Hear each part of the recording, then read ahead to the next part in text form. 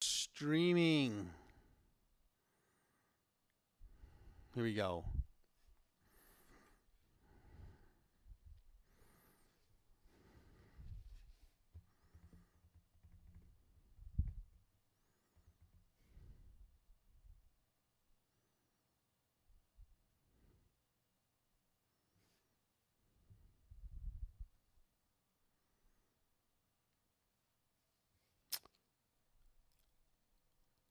Hey, everybody.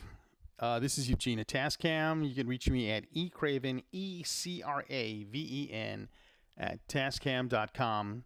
I'm going to go real quick through here the Tascam MZ372. It's a very good analog mixer for small to medium type of installations. We've got a lot of sources you want to plug in that may not necessarily be, digital sources, but a whole lot of analog sources. So what I'm trying to show you here is that this guy here can tackle that and fit into a whole lot of different type of applications that you may not have yet thought of, or we just don't need to overcomplicate things for your end user too as well. So beginning right on my left side here, if you can see it, I've got the mic input here with the talkover and a combo jack input, XLR 3-pin or quarter-inch connector. I got a high and a low EQ. So I got 6 input channels.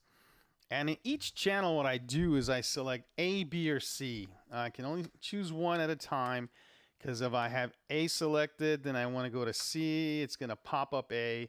So it's either A, B, or C. And I'll show you what A, B, and C stands for on the back.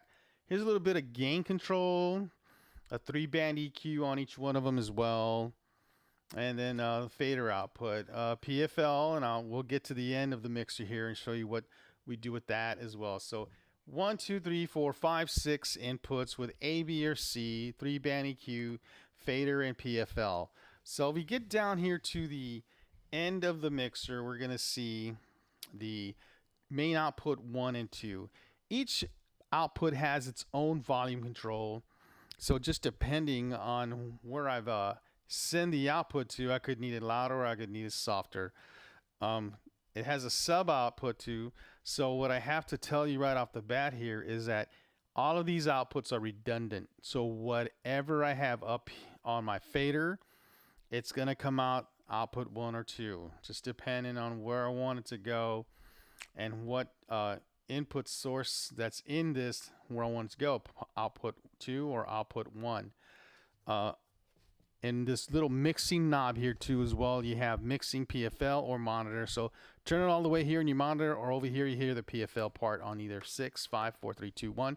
You guys got that. Plus then here's the volume output, and you have a left-right split on the headphone too as well. Okay, not too complicated, not too hard. Here's the volume for your that source, this source, whatever sources you have running through here. It can't get any easier than back in the 80s when these were a lot more popular and used, but there is still a call for them. There's still an application for them.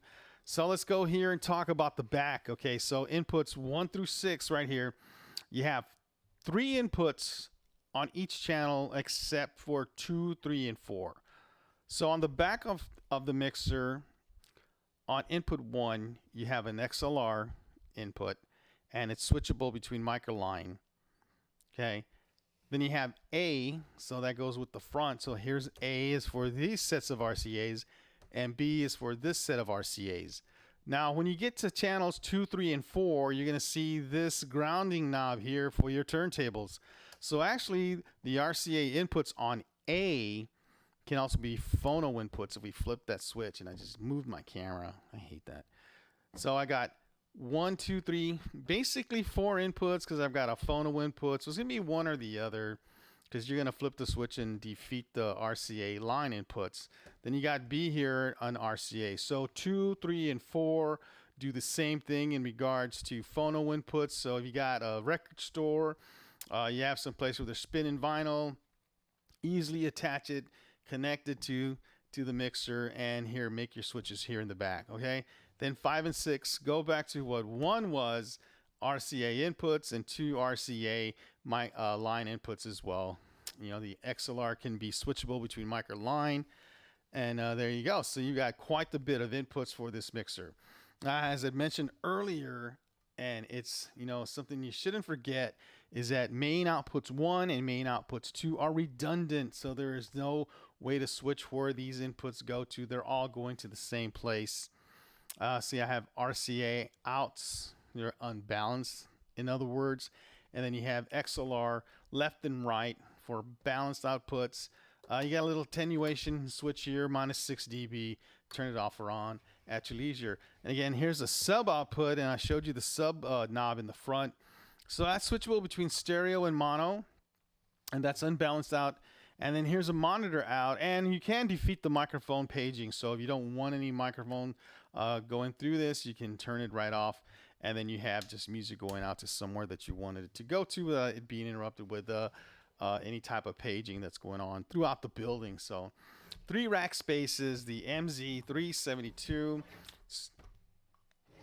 It's a little 3-space, you know, rack size mixer, but it's got a whole bunch of features packed right into it.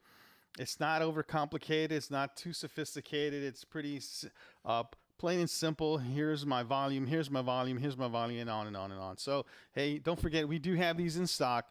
If you have any questions, contact me at ecraven@tascam.com, and I'll be more than happy to go through it with you some more, or let's talk about your next application for this guy. So thanks a lot. Appreciate your time.